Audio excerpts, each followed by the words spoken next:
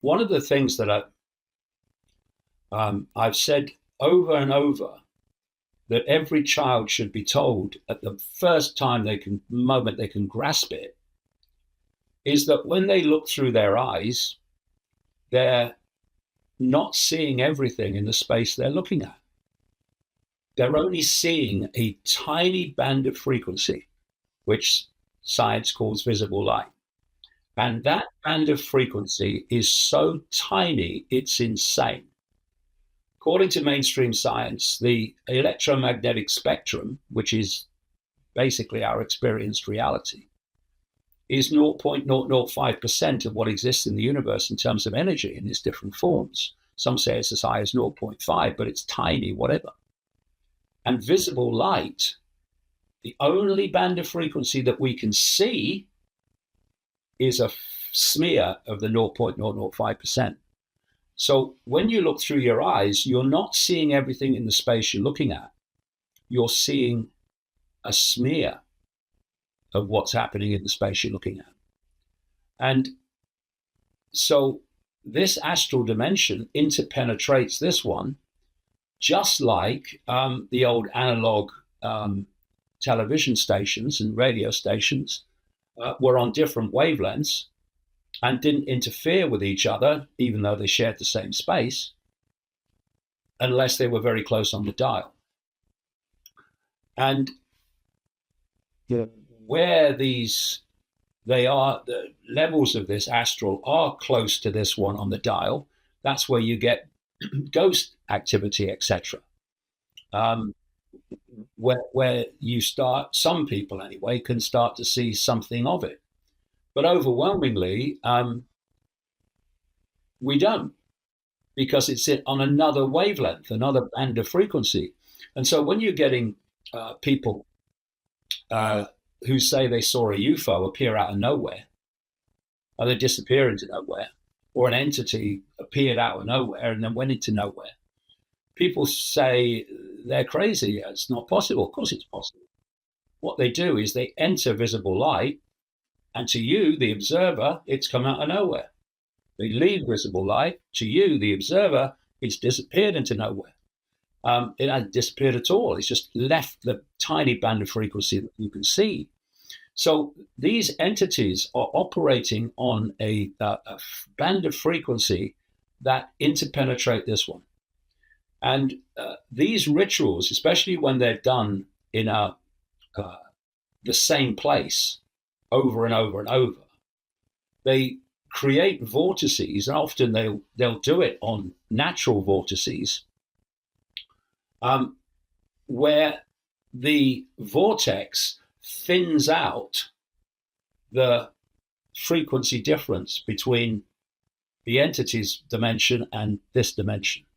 And many times I've had described to me by people who've taken part in these rituals how in the major rituals anyway, entities just appear out of the ether that are not human. And from what they tell me, the Satanists in this world that are taking part in the ritual are absolutely terrified of them. And what you've got is a pyramid, a hierarchy of fear. The whole thing's run by fear. There's a reason to that. I'll come to.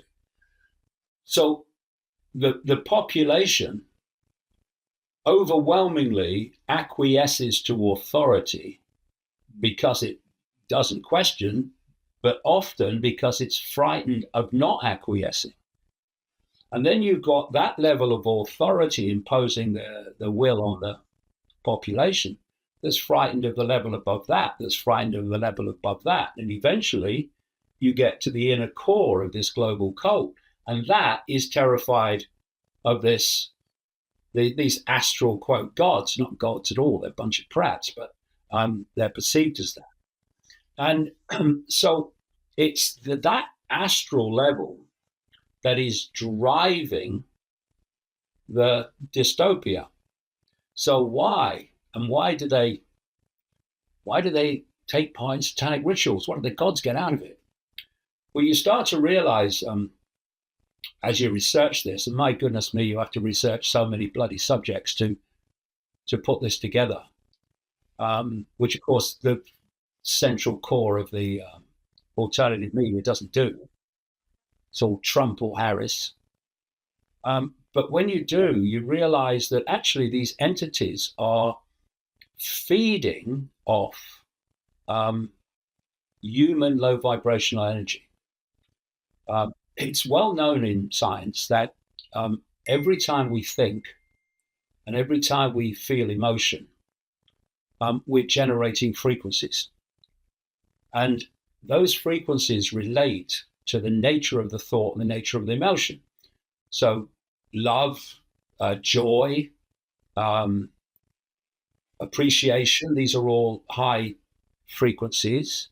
And depression and fear, the big one, and regret and anxiety, these are all low frequencies. And it's the low frequencies these entities want, because you don't do what they do if you're a high frequency. You just don't, because that's a completely different perception of the world. And so they have no interest in this world being one of love and joy, harmony and balance and peace.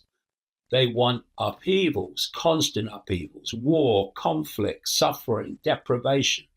They want that divide and rule. They want that all the time because it generates the energy that they absorb. And it's like Morpheus in the Matrix when he held up the battery and said that the Matrix is a computer-generated dream world designed to turn humans into one of these, a battery. And basically, that's the foundation of it. So, in general, if you look at known human history, the amount of this energy, what some people who research this call loosh energy, it's low vibrational energy. We've been generating it en masse throughout known human history and on a massive scale now with people. But also, that's the gift to the gods, because when they're putting the sacrifice, like I say, often kids, there's a reason for that, through the horrors, that they are generating enormous levels of terror, which is a really powerful low vibrational energy. And you can, when you look at someone who's in an emotional state, you can see that they're in an emotional state because of their body language, their facial expressions, whatever. What you're not seeing, because it's outside visible light, is the energy that's coming off them as a result of those mental and emotional states. That's going into what we call the astral. And the astral entities are feeding off it. Thank you guys so much for watching. If you enjoyed that episode, you might also enjoy this episode over here, as well as this one over here. Thank you for subscribing. Appreciate you. I'll see you in the next video.